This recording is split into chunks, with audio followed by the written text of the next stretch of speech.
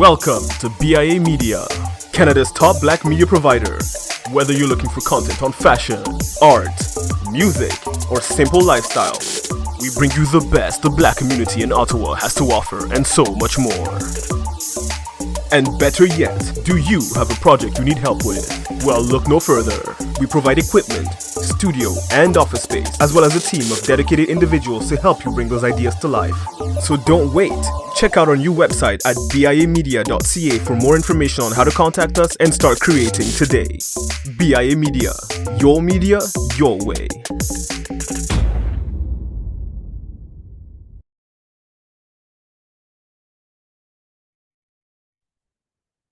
All right, everyone. Good morning. As you can see, we are not in the studio today. The studio had to be closed, so we couldn't record our session from there today. But we're going to carry on in session 3 of our seminar on stitches and sellouts. And today's information is going to cover mostly the 20th century, and we're going to be going back and forth in between Africa proper as well as the diaspora. And our focus is going to be on these 20th century social movements. And today's topics will be mostly snitches today. We'll be talking about mostly snitches, folks that worked for settler colonial and colonial states as infiltrators and instigators in liberation movements in the 20th century. So that's what we're going to look at today. As always, I'll lecture for about 20, 25 minutes. We'll have a Q&A in the middle, then I'll lecture for another 20 to 25 minutes. A lot of information today. I'm going to play a lot of videos today so you can really get a sense of who these people were that decided in various ways to betray African and African diaspora social movements. So let's jump right into it. As always, if you have any questions, you can put them in the chat or raise your hand when we get to that part. So as we mentioned last week, a lot of selling out occurred during the initial establishment of colonization in Africa. And we talked about those various rulers, Radama and some of the others, Musinga and Rwanda, who got ahead personally by selling their people out. Well, once colonization was established, and you see it's everywhere here, with the exception of the Empire of Ethiopia. And last week we talked about why Liberia should not be counted as independent. So after colonization was established, you needed to administer it, because colonization was done for the extraction of resources, the exploitation of labor, and to have access for markets for surplus goods. So with that in mind, you had to get as much as you could out of these colonies. And some of these places that weren't settler colonies, you needed a police force, a military wing of the colony to enforce the colony's rules. And you had to create that from mostly an African population. But even on the military side, just creating new administration to extract resources and to extract labor from African people required the training and the promotion of particular types of African folks. And whole new social relations and social positions were created, such as in Eastern Nigeria, you have the warrant chiefs of Igbo land.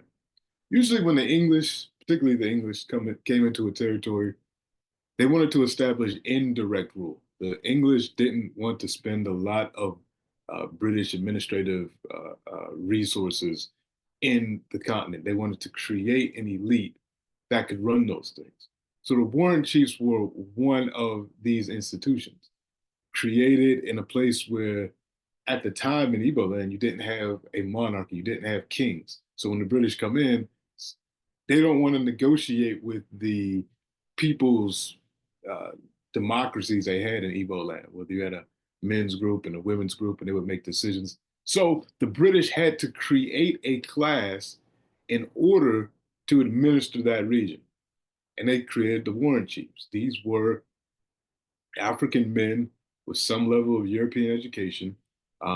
They uh, worked as assessors and tax collectors and court judges, and they were chosen for two things. One, their loyalty to the system. If you get them, you're employing them, then they become, people that uphold the system, as well as their ability to adopt European ideas and ideals. This was key. The ideals as well as the position. So you had folks that didn't have much before colonization, people that were maybe marginalized in society or didn't have access to as much political power, economic power as they wanted to. So when the British come in and they're looking for people to join this position, they found a number of folks willing to do that.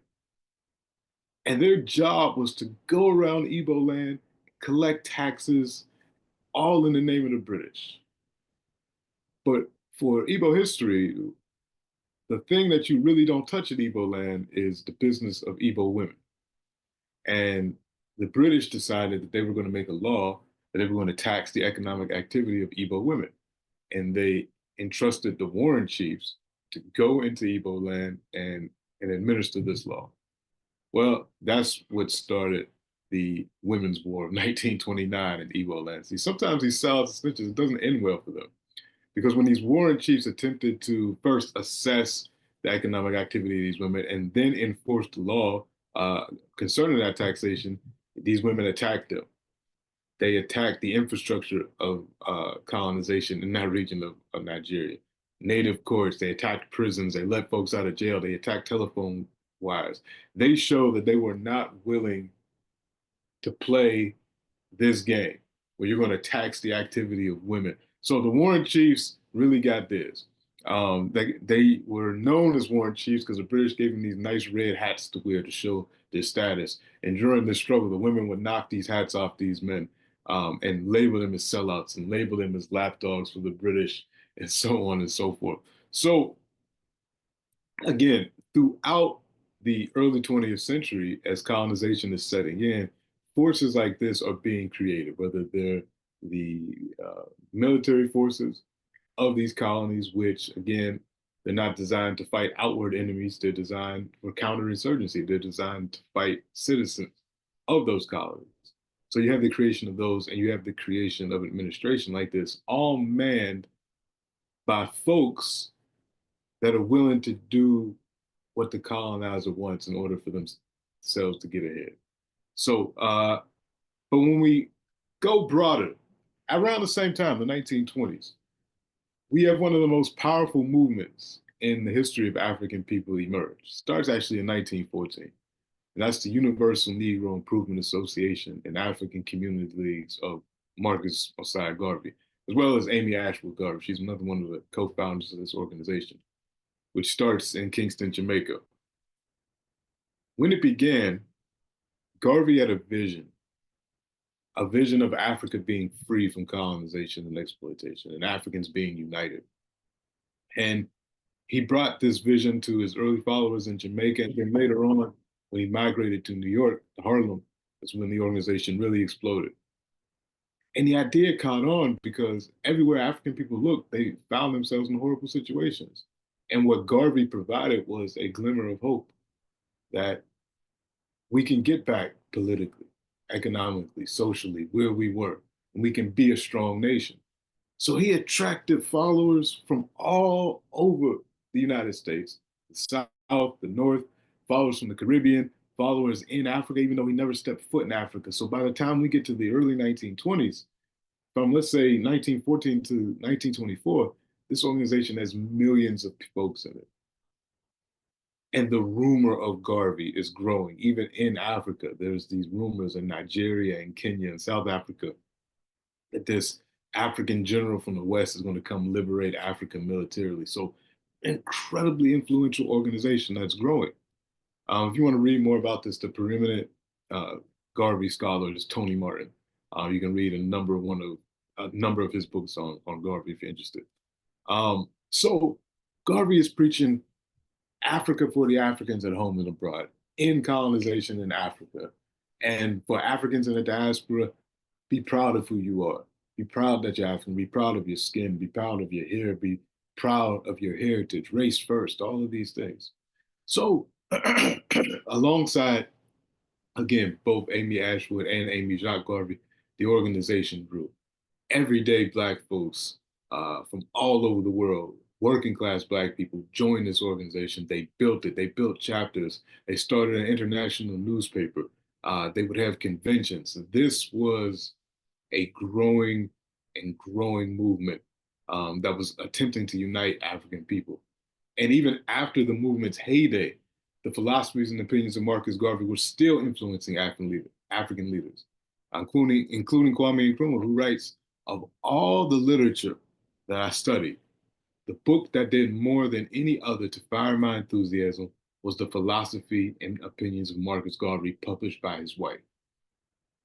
And then Nkrumah will go on to have his own sellouts and snitches, but we'll get to that later. But you can see, I've read books by Nkrumah, Nnamdi Azikiwe of Nigeria, who talked about the influence of Marcus Garvey, Jomo Kenyatta, all these future leaders of Africa. This is how influential this organization was. Even in the artistic realm, Garvey's call for a love of African aesthetics and African beauty influenced things like the Negritude movement, the new Negro movement, which is better known as the Harlem Renaissance. Excuse my voice.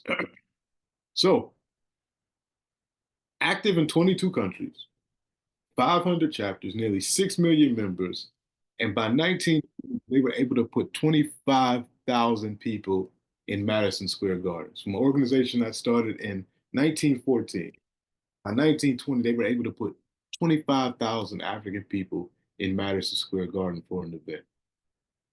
Now, with all of this success, with all of this influence, of course, backlash is likely. Backlash for this was quick.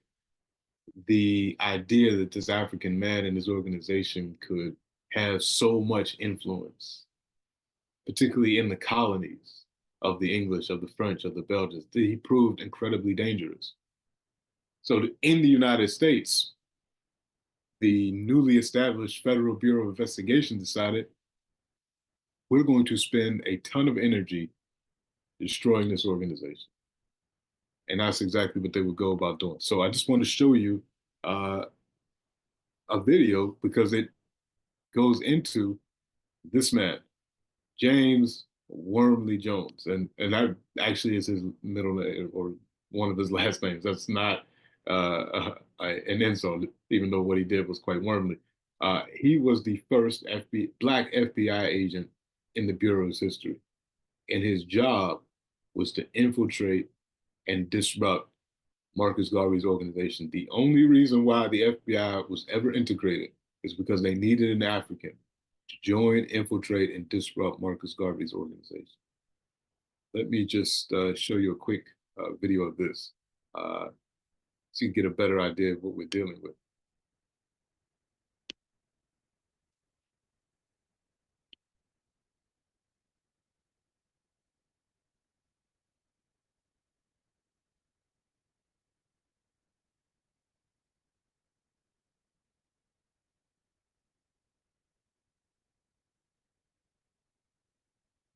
Okay.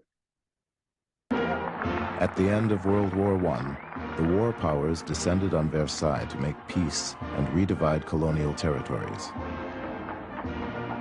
From the seat of his self-styled empire in Harlem, Marcus Garvey argued that it was time to give Africa back to Black people.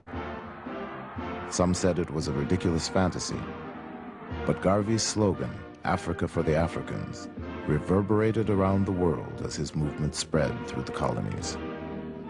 In Europe, Garvey began to be seen as a threat.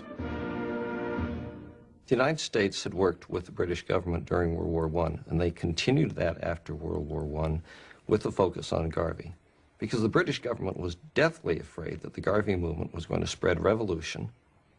They feared the hundreds of thousands of the masses of blacks under his influence. And undoubtedly, Garvey did stir up nationalism. Garvey's Negro World, now published in Spanish, French, and English, carried news of rebellion around the world. In Africa and the Caribbean, colonial authorities banned the newspaper. But with over 500 divisions of the UNIA in 22 countries, Garvey's message could not be stopped. In the United States, black troops returned from World War I with high expectations for change. But they returned to a country that was not ready for equality, a country increasingly suspicious of radical political movements. In this unsettled climate, Garvey's appeal to disgruntled African Americans with military training sounded an alarm. Attorney General Palmer decided that there needed to be a special division of the Justice Department. He called it the General Intelligence Division. And he picked a young Justice Department attorney. He was really unknown at that time, but must have been known enough for his diligence, and his name was J. Edgar Hoover. Garvey really gets pinpointed. Hoover, the Justice Department, were clearly hooked on a fixation on Garvey, which would before long become a vendetta. J. Edgar Hoover wrote to a colleague, "Garvey is a notorious Negro agitator, affectionately referred to by his own race as the Negro Moses."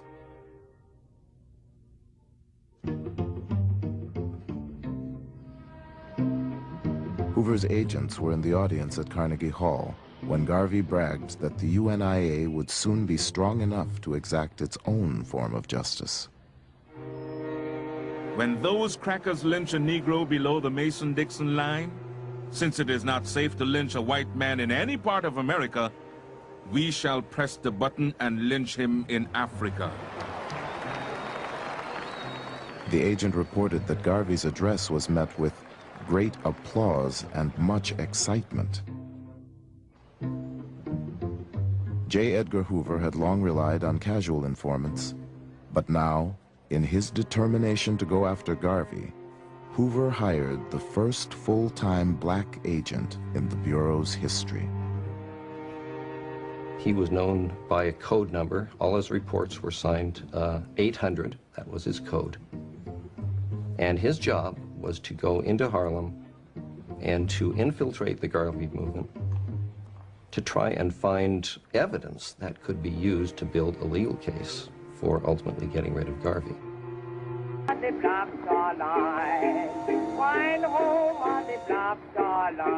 The idea comes to Garvey that black people need a shipping line. And he bases his idea on the fact that the Cunard family has the White Star Line and the Irish have the Green Star Line. And he says, why shouldn't blacks have the Black Star Line? So it is a vision of grandeur. Black people were routinely Jim Crowed on ocean-going liners. Black folk paying, say, for first-class accommodation often had to travel in third-class accommodation. Black people on ships had to eat after the white people had finished eating. So all of these problems Garvey was trying to address through a shipping corporation. His ships would carry more than passengers.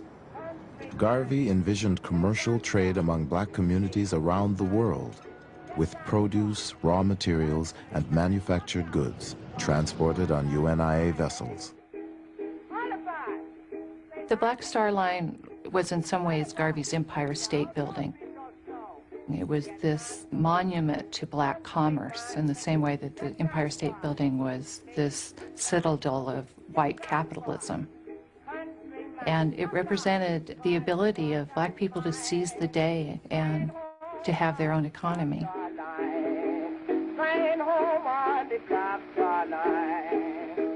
Garvey offered Black Star Line stock for sale in 1919, promising his investors liberation and large profits as they slept. My parents spent a small fortune in Garvey shares. They were $5 a piece in those days, which was a lot of money. And my mother had to remind my father that there was food and things to be bought because he was buying shares. And Daddy had those on his dresser. And I remember reaching out to touch them. And Daddy said, touch them and feel the power that the black man will someday know. Just months after his first stock offering, Garvey stunned the world with the purchase of the Black Star Line's first ship. Let our steamship sail the high seas. Not one, not two, but hundreds of them. The stronger we become upon land and sea, the more will be the respect shown to us, and the greater will be the glory. The SS Yarmouth, a 33-year-old wartime coal boat that Garvey planned to rename the Frederick Douglass, would set sail with an all-black crew under the command of Joshua Coburn, a black captain. One bright November morning in 1919, Garveyites assembled on the pier at 135th Street in Harlem to witness the launching of the Yarmouth. A spectator said, "We watched people jump up and down, throw up their hats and handkerchiefs, and cheer while the Yarmouth backed from the wharf and slowly glided down the North River." The ship appeared to embark on a spectacular ocean voyage, but because Garvey had not finished paying for it, the Yarmouth went only as far as the 23rd Street Pier. But when the Yarmouth finally made its maiden voyage, it was cause for an international celebration. The president of Cuba threw a banquet in honor of the crew, and members of his cabinet purchased shares in the Black Star Line. In Costa Rica, workers descended on the docks to shower the Yarmouth with fruits and flowers. It was announced that one of the ships of the Black Star Line would be coming to Panama and going through the canal. As a very small boy at the time, and my brother and I were given packed lunches, sandwiches, and drinks, and were packed off to a place called Christchurch by the Sea, waiting to see this Garvey ship arrive. We got there at about 9, 10 in the morning. Midday, no ship. 3 o'clock in the afternoon, no ship, but we were still there waiting. 9 o'clock, no ship. At about 9:30, 10, my brother put me on his back and we were on the way home. But the ship never actually came. There's no denying the fact that Garvey's Black Star Steamship Line was a wonderful symbol. It was a powerful symbol. But it was nothing more than that, I think, a symbol. The fact that people would come down to the docks waiting for these ships, in some ways is metaphoric for the wishful thinking that was largely at the heart of the Garvey movement. Garvey was betrayed by the few people he trusted to get the Black Star Line afloat. The man he asked to inspect the Yarmouth turned out to be an informant for J. Edgar Hoover. And his hand-picked captain, Joshua Coburn, convinced Garvey to pay 6 times what the ship was worth, and then took a kickback from the purchase price. Yet Garvey quickly raised and spent $200,000 on 2 more ships. And making a purchase of those liners without being led by experts, he was deceived about the condition of those ships and overpaid for on what their value should have been. Okay, so you see what that betrayal looked like. I mean, it wasn't just the Black Star Line, it was the entire organization being undermined, which ultimately led to Garvey being convicted of mail fraud and spending time in an Atlanta prison before being deported from the United States. The use of the state to destroy these movements, it's going to become even more prominent as the 20th century goes on. This is just the beginning. So you see the FBI, you see that name, J. Edgar Hoover, from the very beginning, and it's going to continue. In fact, all the things that we're talking about today, this isn't like conspiracy theories, this isn't whispered down the lane. You can actually read up about all the tactics used by intelligence agencies like the FBI, CIA, British intelligence to disrupt Africana social movements.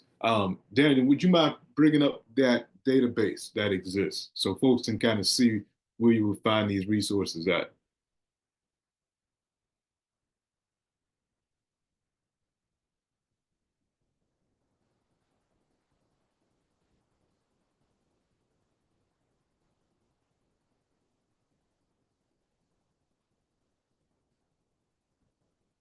So what you're seeing is actually Temple University's databases. Now, a lot of this material, it exists, but it's behind these university walls. So what you'll see, there's a whole federal surveillance of African Americans, 1920 to 1984. This is a database of primary materials that you can look. A lot of things are redacted, but you'll notice FBI file on A. Philip Randolph because there were snitches inside of his Brotherhood of Sleeping Car Porters. FBI file on Adam Clayton Powell, who was a congressman representing Harlem. So who else do we see here? FBI file on Elijah Muhammad, Malcolm X, Paul Robeson. We had a whole seminar last year on the impact of Paul Robeson. So any African person, Du Bois, Thurgood Marshall, the Black Panther Party in North Carolina, the Moorish Science Temple, NAACP, the Organization of Afro-American Unity that you see there, FBI investigation file on Marcus Garvey. Whenever Africans organize, were ready to make moves, the state made its move, bringing in informants, having people disrupt, cause problems in between organizations. And it started early, 1920s, and continued with the same personnel because it's J. Edgar Hoover who did it with Garvey, and he continues to do it into the 1960s. You see here, Malcolm X, Martin Luther King Jr., collecting information with the intent to disrupt and destroy organizations. This would find its fullest expression in the counterintelligence program of the late 1960s. So thank you, Daniel. Thank you for showing us. So yeah, this is a website that you can definitely use to learn exactly what was going on. To get back into the lecture. So yeah, that first agent's name was James Wormley Jones, and that was his job to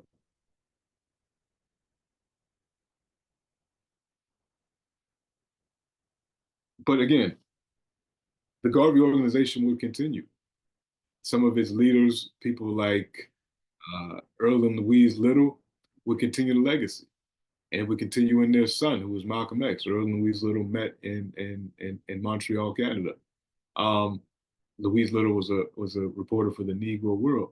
So Garvey's impact would continue even with these betrayals. And I don't think there's a greater expression of Garvey continuing than in the work of Malcolm X and his Organization of Afro-American Unity founded in 1964. So this organization shared not only the vision of Garvey, but also the enemies of Garvey. And again, we see the FBI interfering. They're surveilling Malcolm. They have agents in King's organization causing disruptions. And there are African people willing to do this work. Again, I just want to show you another one by the name of William O'Neill. So you can see how the FBI continued all the way from the 20s to the 30s with Paul Robeson, 40s, going into the civil rights movement.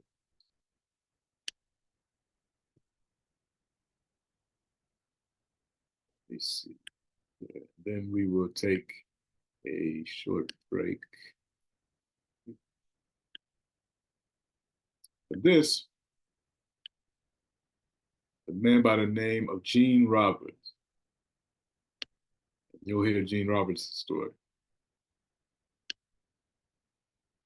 After I had taken the standard entrance exam for police officers, and then we took the battery of tests, and then one day they called 3 people I didn't know that were from Barcy called me down to the old police headquarters, and they asked me some questions, what did I feel about certain things, and one of the final questions was, what did I feel about Malcolm X? And I said, I didn't know that much about the man.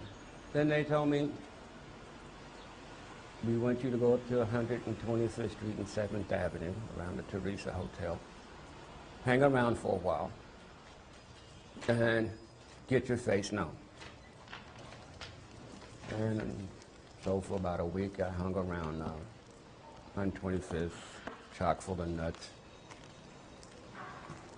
And then after which, the following week, they said, we want you to try to get into Malcolm's organization, which was in the Teresa Hotel. So my next visit, I go to Malcolm's office in the Teresa Hotel, and I meet a fellow and expressed the fact that I wanted to join the organization. He gave me a questionnaire form to fill out, which I did. And then I started attending meetings. Gene Roberts', of course, identity as a guard for Malcolm, undercover guard, never came out for about 6 years after Malcolm's death, when he was a witness doing the same kind of work in what's called the Panther 21 trial here in New York, when 21 Black Panthers were accused of plots to dynamite Saks Fifth Avenue and the Brooklyn Botanical Gardens and so on. They were all acquitted after an 8-month trial, the longest trial, I think, in New York's history, criminal trial. A black person who takes a black leader and weaves his way into his confidence and then betrays him or her, or any other one for that matter, is decidedly beneath contempt. So if Gene Roberts were a part of all this, the man himself is totally beneath contempt.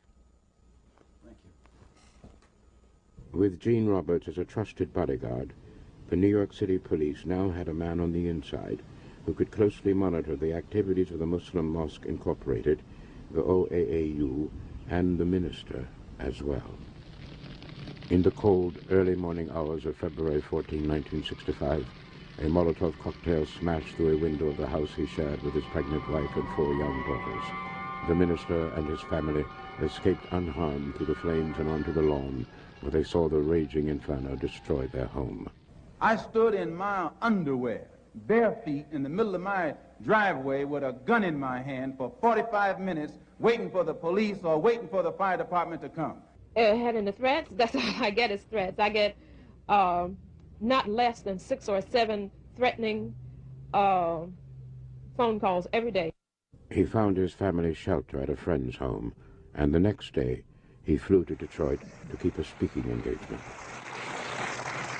Distinguished guests, brothers and sisters, ladies and gentlemen, friends and enemies, it isn't something that made me lose confidence in what I'm doing, because my wife understands, and I have children from this size on down, and even in their young age, they understand. I think they would rather have a father or brother, or whatever the situation may be, who will take a stand in the face of any kind of reaction from narrow-minded people, rather than to compromise and later on have to grow up in shame and in disgrace.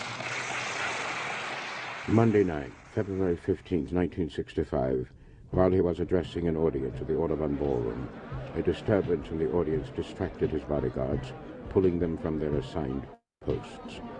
The dry run, as I felt it was, started, I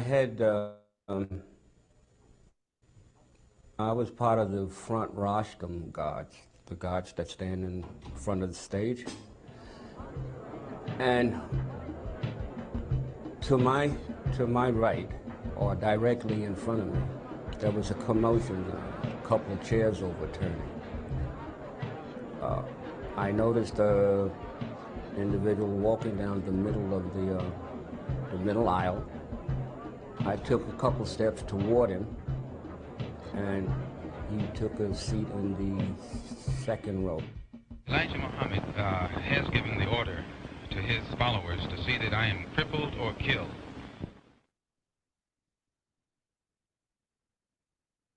So again, you see Gene Roberts.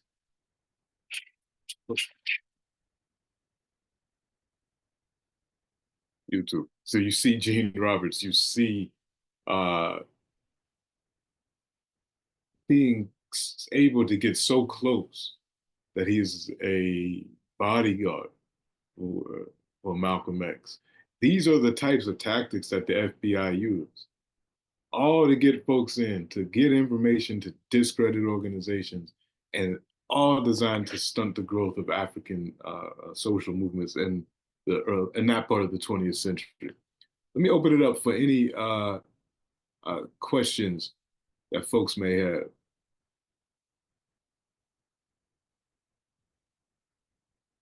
Mr. Thomas, go ahead.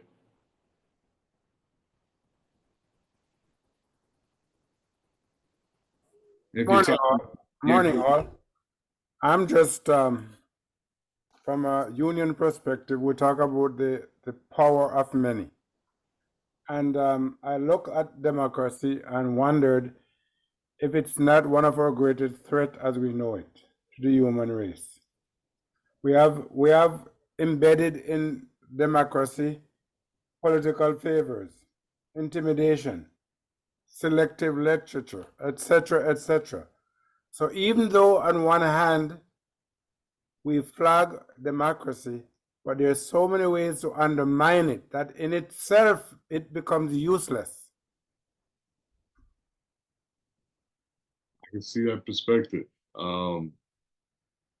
I think it's something that could be restructured to try to get some of those. I still, honestly, I believe in some form of democracy.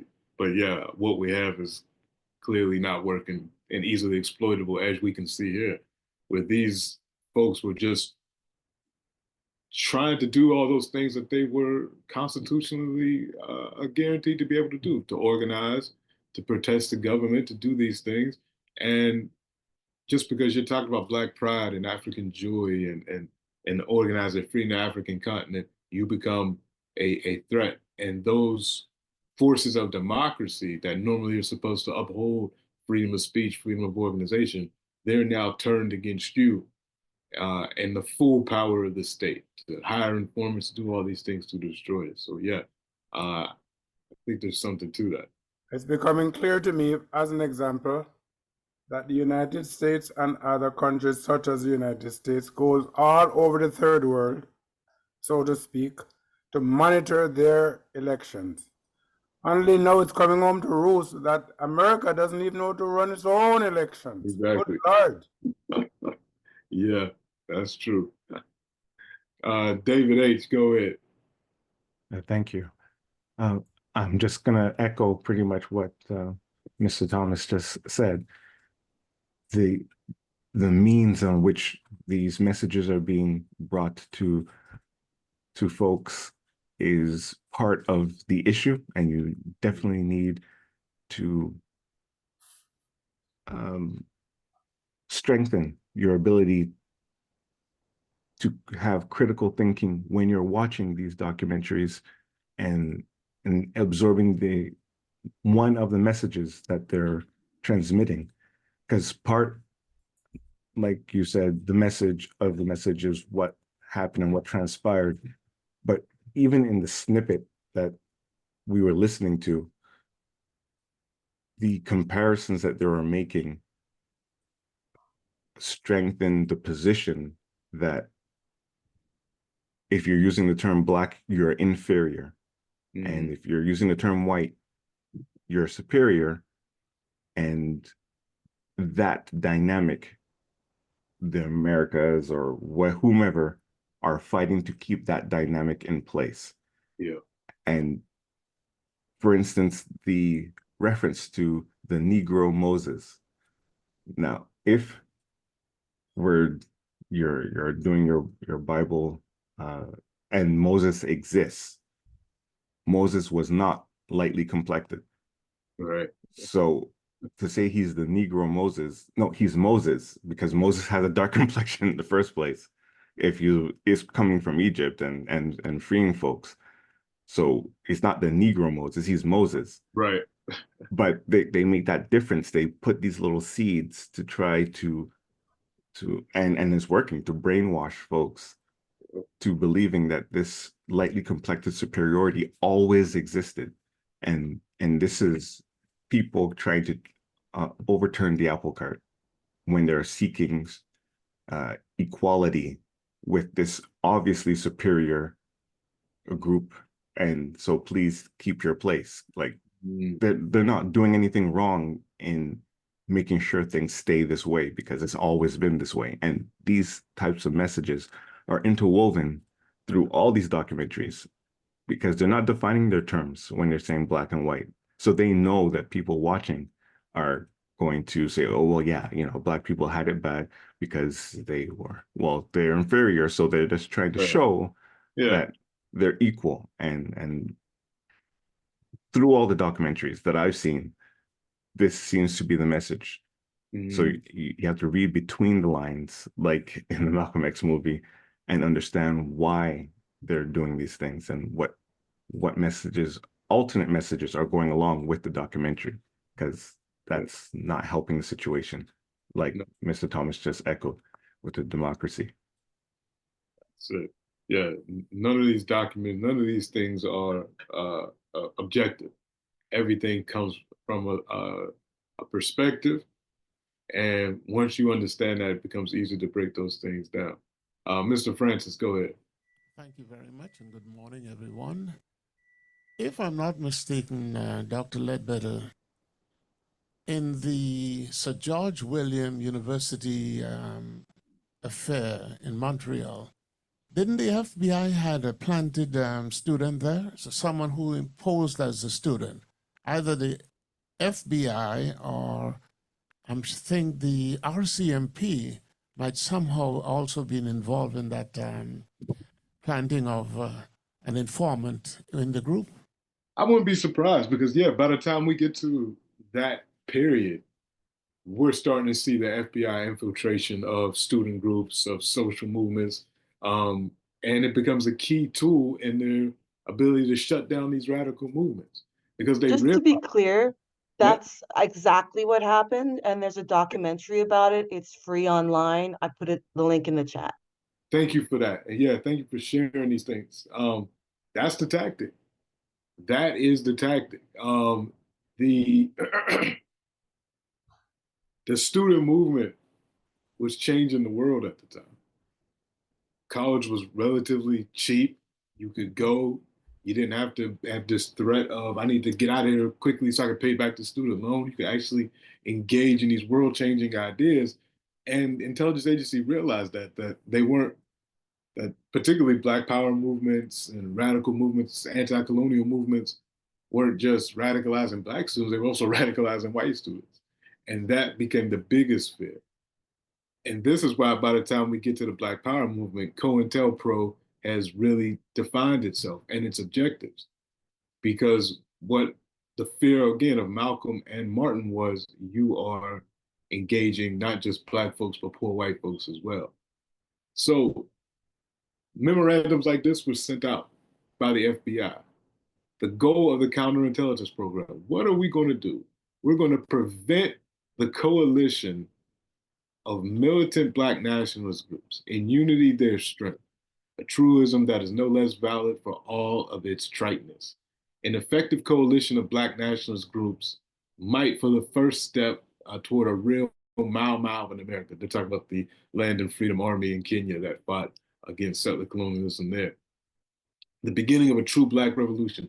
So they were going to use all of these informants sprinkled throughout these growing Black nationalists and Black power organizations. And again, we see a direct line from these leaders.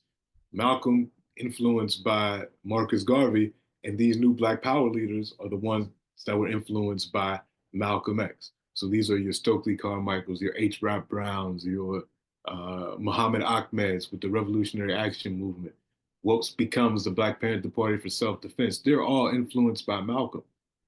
And the FBI has seen the growth of these organizations, and they're making sure they're getting folks there. But not only that, they become even more tactical by using psychological profiles on the leaders of these organizations, so they realize what actual buttons to push. They looked at them, they say, can we get this person addicted to a substance? Can we use sex to lure this one? Can we use psychological manipulation or play on this person's ego to prevent these coalitions, to discredit folks in the minds of other Black folks, to cause segments of organizations to get embroiled with police activity by setting them up, by saying, hey, let's go over here and buy these weapons or do all these, are agent provocateurs. So all of this was done, all this state funding was done in order to stop these organizations from creating radical change in the United States and, of course, abroad. And as we just mentioned with the George Williams situation. So again, Black Panther Party for Self-Defense, founded in 1966, October 1966. It grows, particularly after Dr. King's death. And again, there were informants all inside of King's organization. So it didn't matter if you were advocating for self-defense or you were advocating for peace. Your organization, if the FBI saw it as having the potential to change social relations in the United States, you were going to be surveyed. In the Black Panther Party for Self-Defense, they used informants to cause tension inside the party between leaders. They used the fact that these were relatively young people that started these organizations in their 20s that are still engaging in life and trying to figure out these things. So they pushed drugs on them. They used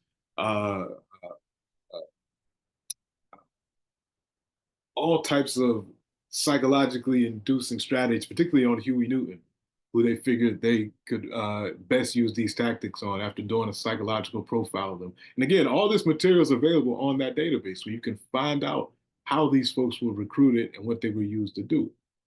Oftentimes, it would be people that committed a petty crime.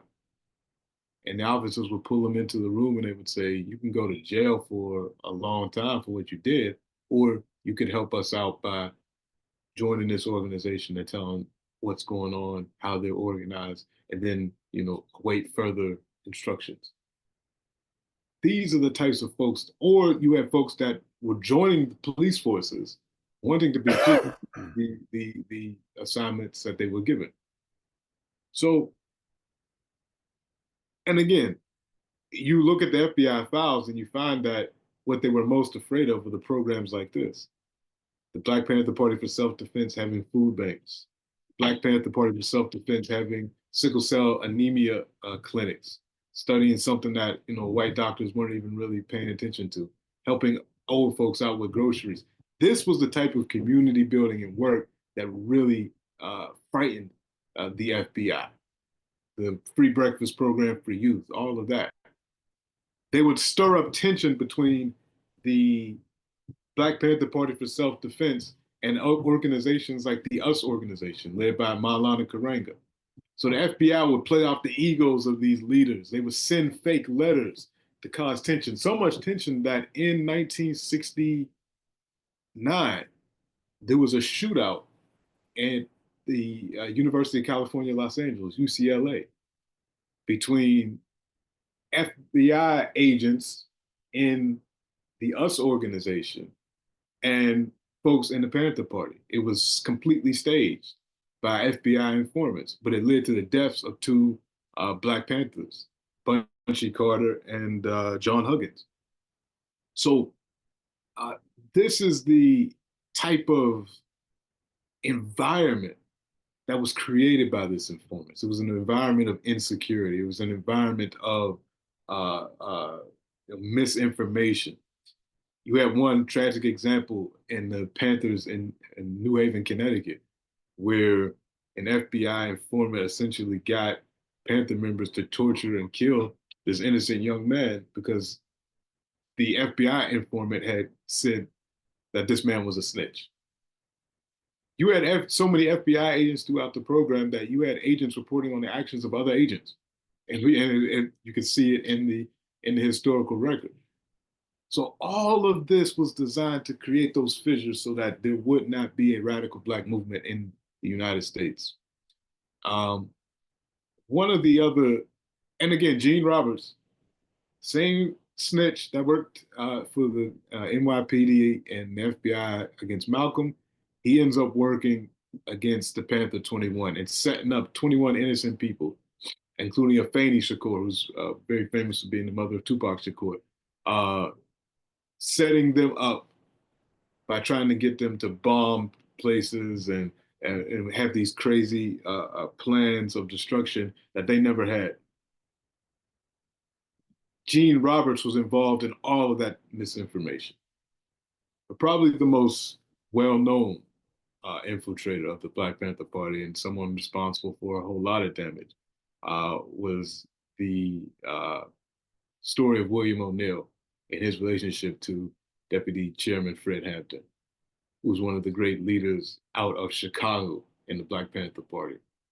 A leader who was able to organize not only young Black men, but also Puerto Ricans and also poor whites, and had a true rainbow coalition of radicals that wanted to change the way working class people were treated in the United States. What they did to Fred Hampton is something that should be studied. They made a movie about it recently called Judas and the Black Messiah, but it's all about how one snitch can derail an entire movement.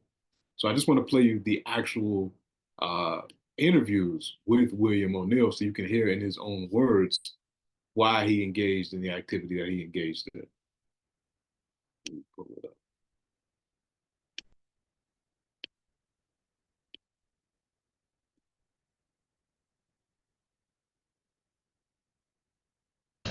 Enemies necessary.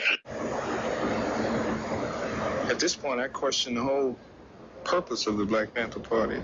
In my thinking, they were necessary. It was a shock treatment for white America to see Black men running around with guns, just like Black men had saw white men running around with guns. Yeah, that was a shock treatment. It was good in that extent, but it got a lot of Black people hurt.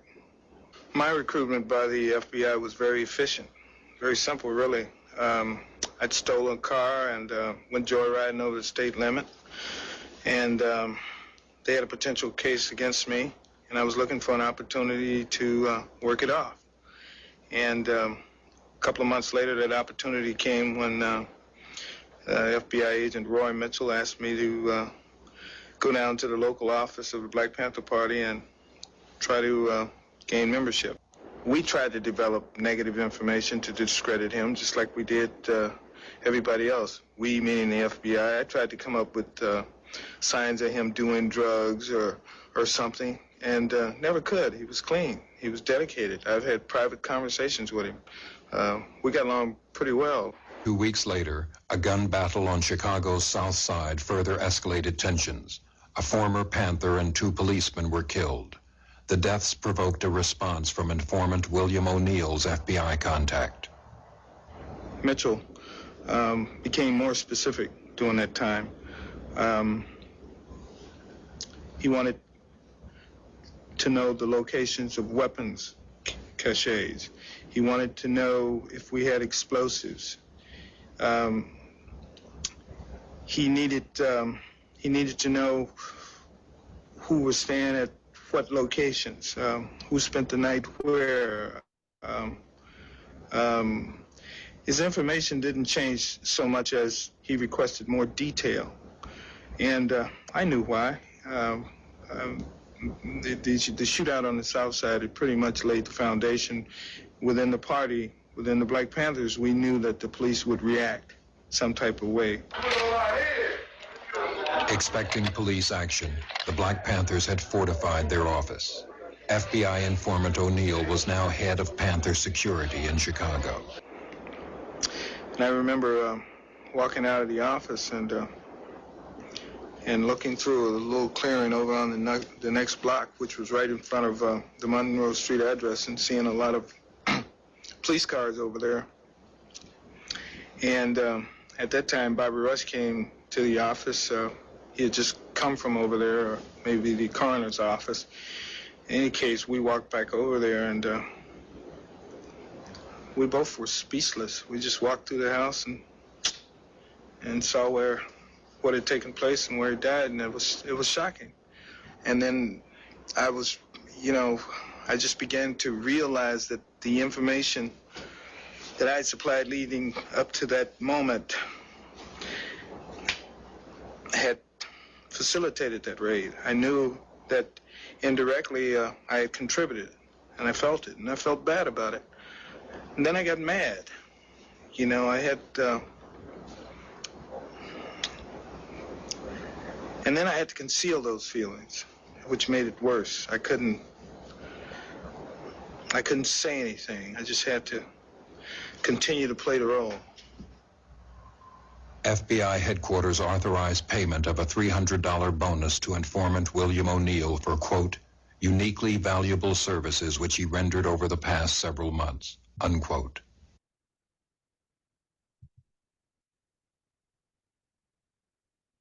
What's cool to you? He's having a the language of what he received at the end. It sounds like that language of the rewards that we talked about for snitches during enslavement, the $300 bonus. So you see the cycle. And the lessons that we could take from this, I mean, one is, how do revolutionary movements create the will among people that aren't even involved in those movements to not betray them? That's an aspect of marketing these social movements, so that if you get arrested by the police, if you're hemmed up, you won't even think about betraying the revolution. How do you work up that type of marketing for your movement? Because this is a lot what really goes down is the marketing aspect. As we mentioned earlier, talk about these documentaries and these histories and the ways of understanding, because it will get people to think that the FBI and the CIA, these are the good guys. These are the cops. This is what is going to push society forward in a just way. Until you read about these things and you think about how much further we would be in terms of organization and political power, economic power, had it not been for this type of interference. And this wasn't just occurring again, of course, in the Americas, but we also have in the liberation movements in Southern Africa as well going on at this time. Now, I'm going to talk more about independence when we talk about neocolonialism next week. But I just want to talk about during the social movements of the second half of the 20th century in Southern Africa, movements against apartheid and the war for liberation in Rhodesia. Because here you have other particular types of sellouts. These are the Africans that actually joined the other side of the struggle. We call them, in South African parlance, Impimpies and the Askari. And you see some Rhodesian Askari. So these are African soldiers that fought for Rhodesia, and Ian Smith, who you see there, during the period of the Civil War, that finally freed Zimbabwe from settler colonialism. So really important when you look at this, because oftentimes we get confused when we look back at the history, particularly of South Africa and Zimbabwe, and we just look at it as, okay, well, it's a struggle against the settler colonial whites and the Black majority, and all Black folks were good and white folks were not. And it's not that simple, because you got forces like this, particularly in Rhodesia. Most of the army were Africans who joined for various reasons. And you can read about this in African Police and Soldiers in Colonial Zimbabwe by Stapleton, or The Black Soldiers in the Rhodesian Army, Colonialism, Professionalism, and Race by M.T. Howard, where they interviewed these Black policemen and military folks. And they said, why did you join? Particularly when the liberation struggle really gets going. Because we can all say a job is a job. In a settler colony and the colony, if you get a job, you get a job to provide for your family. So it's not a castigation on anyone that joins the police force or the military. But when there's particularly a liberation struggle going on, when it's out in the open, when the movements have announced themselves and the fighting has begun and people are fighting for freedom in that way, if you're still in those organizations, when it pops off like that, then it becomes, what is your allegiance? What is your allegiance? And for many of these officers, their allegiance was more toward Rhodesia or toward apartheid South Africa, because they went through the socialization process of being in these institutions, which gives you a uniform and sets you apart from everyone else and creates these social bonds where oftentimes soldiers say, I'm really fighting for the man sitting next to me rather than fighting for the ideals of the nation. So they created in that these groups, but they continued. And even inside, I can't make this up. In Rhodesia, it was a segment of these soldiers called the Cello Scouts. Now it's just one T away from sellouts. It's amazing how that worked out. But Celos is actually the name of I believe, an Afrikaner legend or some warrior. And this group was actually started in the Rhodesian military by the Dutch Afrikaners when they first came into the region. And what they did, they would join rebel movements. They would look at the movements of rebel movements in the bush and on the borders of liberated zones. They would report that back to the Rhodesian military. That was their job, to infiltrate, to gain information on trade routes and the movement of people between liberation zones, and report it back. And they're one letter away from being called the Sellout Scouts. But groups like this existed. When we talk about South Africa, oftentimes, because history is flattened for a lot, we get in this vision of this largely nonviolent struggle against apartheid and Mandela being in jail for 27 years and the evil apartheid regime fighting against all Blacks as victims. That wasn't the case.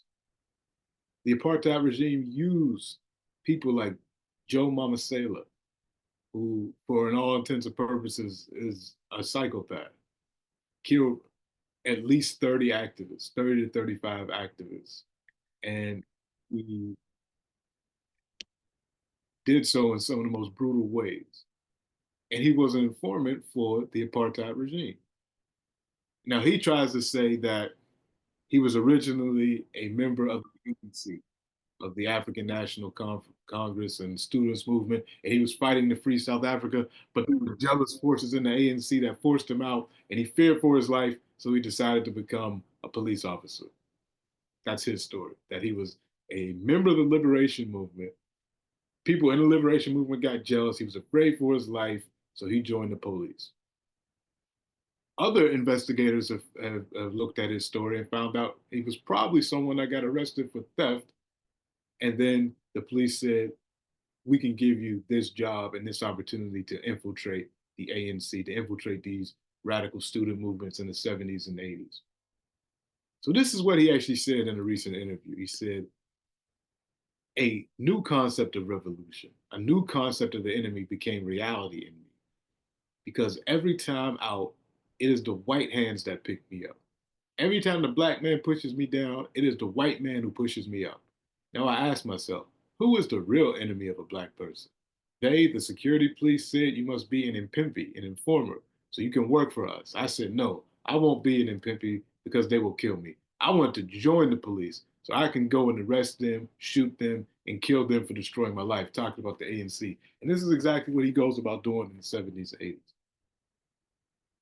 He leads to the gruesome deaths of about 30 to 35 activists, some of them students, through his actions as an informer, as a police officer, luring people to back alleys and having them killed, all in support of the anti-apartheid regime. And he wasn't the only one. He wasn't the only. You had MPs all over the country acting as informers, betraying the revolution for their own selfish gains. And the sad part is, at the end of the apartheid regime, he becomes a state witness at a lot of the Truth and Reconciliation trials.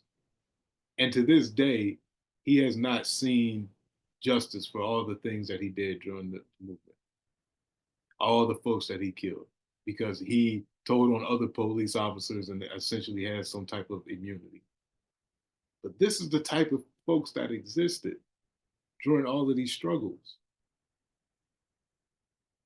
And for us in 2024, as we engage in movements, not even to the level of this, but just to make Black lives somewhat better, we have to figure out tools and ways to look for these people, to make the enticement of African freedom feel so much more valuable than this movement for just personal gain and personal opportunity. So we'll continue with that next week, because we're going to move from these folks that snitched to more sellouts, more folks that were in political leadership and have been in political leadership for the past couple of decades, who have kept neocolonialism afloat. So we'll stop there today, open up for any announcements, questions. David H., go ahead. Thank you. I'm just trying to understand, when you were referring to folks taking a job or position in some type of regime where they control, like police or something of that nature, you're saying that the person, if they keep that position when a liberation movement makes its move, are they considered a sellout? Is that? I would say so. And I know it kind of stretches the definition that I had, but it doesn't really fit into, I would say more of a snitch, depending on what they have to do. It's more of a snitch. Like if it's a part of their job is pushing them to become an informant to actually go into these places. So more so underneath that label. But I think it gets worse once a liberation movement has actually unfolded, because then it's very clear. Like you can always say, well, this is just the way it is, and people seem to be satisfied with the colonial situation, so I'll join the colonial administration as a police force or in the police force or in some other capacity, because that's just the way it is and everybody seems to accept it. But once it's very clear that folks aren't accepting it and there's actual struggles reached a certain level of intensity, then I think it's even more egregious at that point. But according to the definition, like you said, and it's possibly that you're stretching it a little, the definition in the beginning said that if they didn't sign up for that responsibility, then it's not in their power to do something. It's not in their authority. And I mean, we challenge that definition. Well, I know I challenged that definition in the beginning, saying that there's a universal responsibility, and that's why Obama and the rest were considered sellouts, because so isn't this more in alignment with the universal definition? I think so. And again, I think it's definitely more snitch than sellout is what I was really getting at today. But I think you're right, because you're selling out these greater ideals and principles. Definitely. Mr. Francis, go ahead. I thank you again.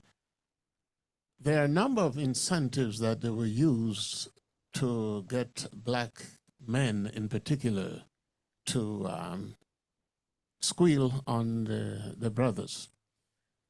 Did they use white women as an incentive for Black men? Yes. I mean, that's I thought so. In a lot of FBI files, particularly during the SNCC days, the Student Nonviolent Coordinating Committee, when they were integrated, there's a lot of reports of that being used. That was definitely used. They did psychological profiles on a lot of these leaders, and they watched people's activities, and they knew what would attract people and what could entrap people and all of that. So that was definitely a tactic. And again, these aren't conspiracies. That database that Daniel put up, you can read all of this and you'll see all of these tactics that we use, and they use them all. Yes. Thank you. Because somewhere I read that I think they even tried to use that on Dr. Martin Luther. Yeah. Yeah. Oh, yeah. Other questions? David H., go ahead. And just to be clear, all these movements and all these liberation and organizations are trying to achieve a dominancy in the current system, which would therefore allow them to punish anyone if that held them back or was oppressing them previously, which is one of the reasons I think they keep getting thwarted, because it will be turning the page and then suddenly the punishments will be on the minority of the lightly complected. And nobody wants that, so let's make sure they stay down. But to that side, then you can see why policemen would shoot someone in the back who has a darker complexion and say, I feared for my life, because they presume that person knows what we are learning. Right. And therefore they're justified. And the courts will say yes, because we know what we did to that demographic, and therefore we must keep them down. Yeah, I think there's a lot of fear, and that fear is, you see it even in historical records about revolutions, that the very sentiment that we know what we did and we're going to have to pay for this type of thing. You see it heavily.